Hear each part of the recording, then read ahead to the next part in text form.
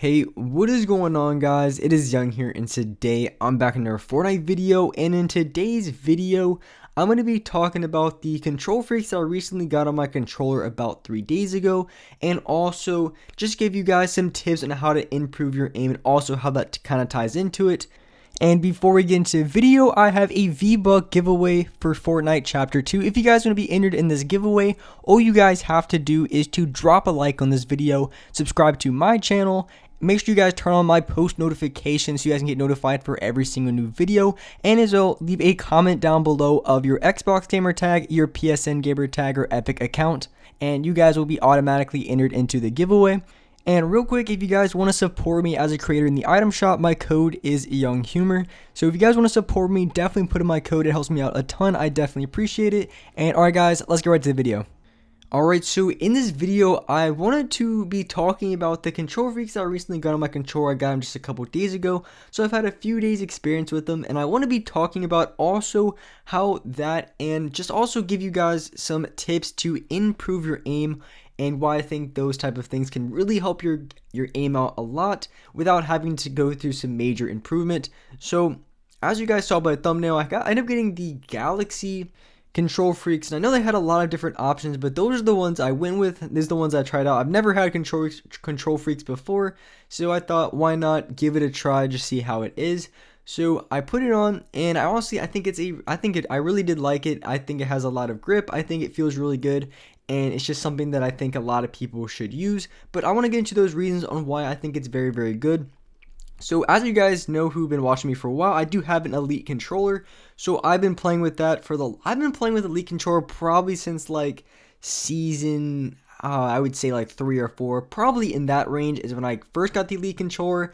I changed my buttons, and I pretty much haven't changed any of my controller buttons since those seasons. So I've stayed very, very consistent, so I really haven't changed a whole lot in between those times.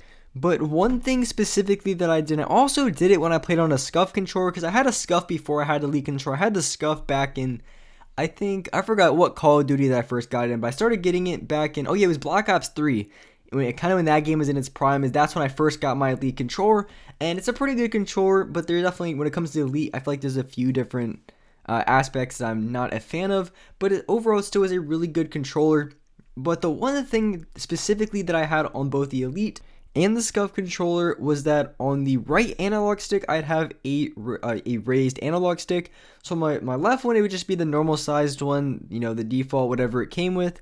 And for the right analog stick, I'd have a raised one. And on the Scuff, I do like their thumbsticks that they have I'm pretty sure you can choose what option you want, but I had a concave one. And it really was a nice thumbstick, felt pretty good, but they were elevated on the right. And I think this is a very big help for a major reason. Because when it comes to your aiming, when it comes to those small movements, like if you're trying to shoot at somebody from range, or someone that's at medium distance, or someone that's a little bit near you, but you're not trying to flick way too far, because some people overcorrect, which means going too far in one direction, which can happen a lot if you're on the normal thumbsticks, because you don't have as much control, because when you move it just a little bit, it tends to move a lot, especially if you happen to panic a little bit, you end up moving a lot more than you want to.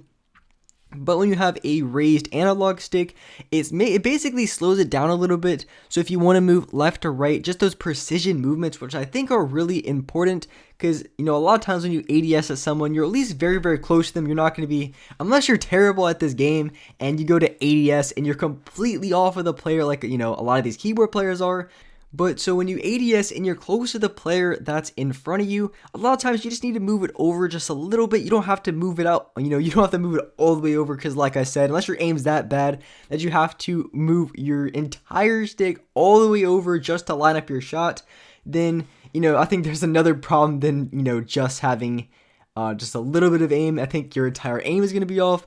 But when it comes to those small movements, it's a lot easier to do when you have a raised analog stick, because once you have that raised analog stick, it just makes it so those little movements are a lot easier, because you have a lot more control, and also it's a little bit slower than if you had a smaller one. So that's why you would not have one on the left one, because like I said, when it comes to those movements, you want to be as quick as possible, because when you're moving around, you want to be as fast as you can. So you want to have it on the smallest one possible, because you don't have to worry about, barely moving your analog stick over when you're moving. It's just kind of, you're just moving left to right, not really that big of a deal. But when it comes to aiming, that's when it's really the biggest deal of all, because you really want to be as accurate as you possibly can, especially for those of you guys who play on the legacy settings and you're L2 spamming every single guy you run into. Like you guys see in my live streams, I'm L2 spamming every person that I run into. So making sure that my aim is just moving over slightly time and time again, every single time I hit the L2 button, it's going to allow me to line up my shots 10 times easier than before. So that's why I have the raised analog stick. And like I said, I had it on the Scuff and I also had it on the Elite. But when the Control Freaks came in, they had, at least for that one, on some other ones that might be a little bit different, but they had like a low rise, so it comes up just a little bit. And then they have a high rise where it comes up a lot more. And so I had the raised analog stick already, and I put one of I think it was like the high rise on it, and it was way too high because I already had a raised analog stick. And then so I pretty much just put the normal sized one on, and then I put the, high rise. I put the normal one on, I put the high rise Control Freak on, because when it comes to Control Freaks, it's really good because it gives you that raised analog stick, which I pretty much already had. So when it came to that, that precision that you would get and kind of the boost that you would have for having a raised analog stick, I'm kind of already used to it. It's not something that felt any different for me. But the one thing that felt different from, the normal, Elite thumbstick, the Scuff thumbstick, is the Control Freak definitely had a lot more grip, and that's the one thing I noticed. So if you guys have never had a raised right analog stick, I'd highly recommend it. For that reason, it's a lot easier for, precision aiming. So for a lot of you guys who don't play an Elite controller, you really don't have an option that, Control Freaks are going to be your only option for having a raised analog stick, because you can just put them on top of your analog sticks very easily, and they just give you that raise. When it comes to the Elite controller and Scuff controller, you can pretty much buy ones that are a little bit longer that you can put on yourself, so you can kind of already have that advantage there. So as far as aiming, I feel like this is one of the easiest things that you can do when it comes to improving your aim, just because, like I said time and time again, those small movements are going to be much more accurate. So when it comes to aiming, it could be the easiest thing to do, like changing like when it comes to those like settings, and also when it comes to just things you can do like that, it's always a very good step, because you can get as good as you want, but also you're basically just shooting yourself in the foot, because it is going to be a little bit harder, because once you have that raised analog stick, you're going to realize how much easier it is to actually aim on those small movements, which it basically allows you to improve your aim a lot faster than before, because it gives you an advantage that otherwise you would not have had. So I feel like having a raised analog stick on the right one, not the left one of course, but just on the right one, I think is a must have if you ever feel like your aim is off. And that's the number one thing that's messing up for you guys who play on a controller. So, you feel like you're good at building, you feel like you're good at editing, but when it comes to aiming, you just can't seem to hit any of your shots.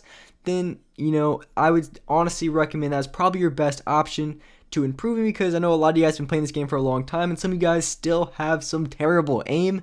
And so when it comes to things like that, I feel like that could be really the best way to improve your aim the fastest way possible. So if you play on a Scuff, you can definitely order, or if they didn't already come with some raised analog sticks, definitely put those on. For those guys who have the Elite controller, definitely put the raised analog stick on the right side. And if you guys play on the regular controller, then of course you probably would have to get Control Freaks. Like I said, there's probably some other companies that do sort of the similar type of stuff, so you just have to kind of look into reviews and things like that. But I would say having a raised analog stick is just a must-have for accuracy if you want to be the best at aiming at as possible. Because I'm not gonna lie, when it comes to Elite controller, Scuff controller, having those paddles and everything like that, it's just an advantage.